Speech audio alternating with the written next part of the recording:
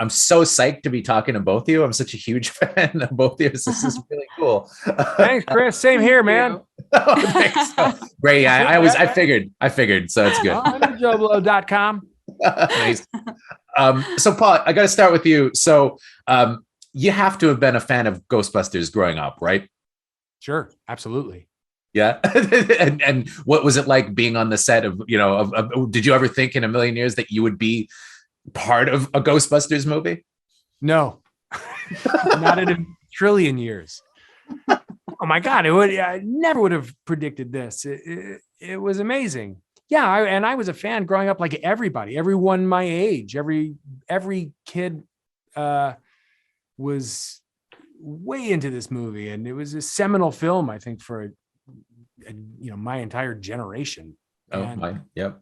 So to be a part of it is, in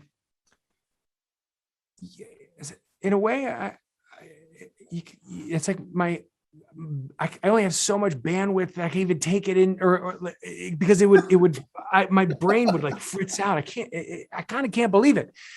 I was on set and I got to see the proton packs and I got to hold a ghost trap, and it's these things that I've grown up with, like just looking at and knowing, and not to mention many other things in the film that would, made my brain kind of spin out. It was so thrilling. I still kind of can't get over that, the fact that I got a ticket to the party. And Carrie, I mean, you really gave the movie, I found, a lot of heart and a lot of soul. And I was just wondering, what about the role attracted you to the project? Because I thought you were so good. Oh, thank you so much. Well, being asked goes a long way. So I've told the story before, but Jason actually called all the directors I've worked with to find out if I was funny, probably because I'm not given a lot of funny material. And luckily they said yes. So he invited me to hilarious. Come read it. Well, it had its moments. I think people who watched it actually found that to be true. But yeah, I think I don't mind getting to carry some of that gravitas in a movie, because I think the power in a movie like this is in the specificity of those relationships. And that's where we get the stakes. That's why we care about this family and what happens to them. And so it's a real testament to Jason's writing. We all know his films as an independent filmmaker. He really does concentrate on relationship and specificity. And this is a Jason Reitman film, It's in the Ivan Reitman legacy, but it's very much Jason's film. And I'm really proud to be a part of it. And Paul, as a guy who's done a lot of teaching at summer school and substitute teaching, I really enjoyed the scene where you first meet the class and you just put on Cujo for them. What was that like? That must have been kind of fun. Absolutely. You captured teachers very well at some point. Think back. It is true. I've played any role, it seems, that I've played where I'm put in charge of kids, whether it's a camp counselor or in a Big Brothers program, and I have no interest in anything productive or good with the students. Yeah, that made me laugh when I read the script that he just puts on Cujo. And then I loved it that he's, he only treats kids like that with respect, and certainly McKenna's character immediately connects with her and is gets a kick out of her and is impressed by her, and so there's I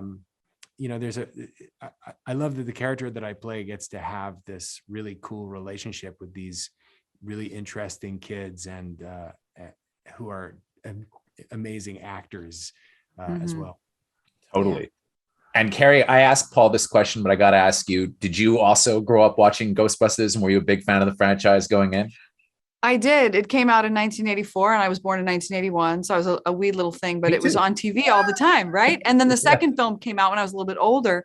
And it was just that time when, like, in the 80s, we just had the TV on all the time and those movies would come on constantly. And I just feel like we played Ghostbusters. We didn't have the toys or anything, but it was very much part of my world. And I loved ghosts and werewolves and vampires and mummies. So it was really right up my alley.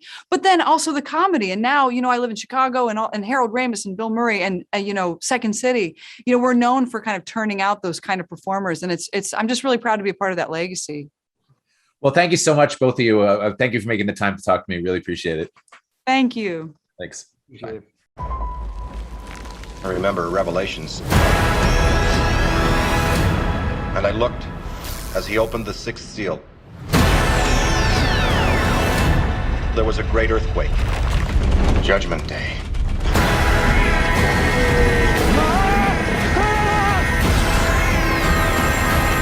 Raise a cult. I'm calling about what happened in New York. There hasn't been a ghost sighting in 30 years.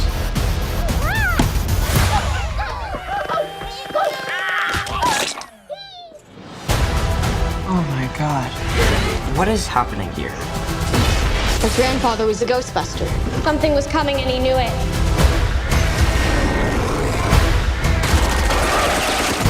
I think we opened the gates of hell. Hey, have you missed us?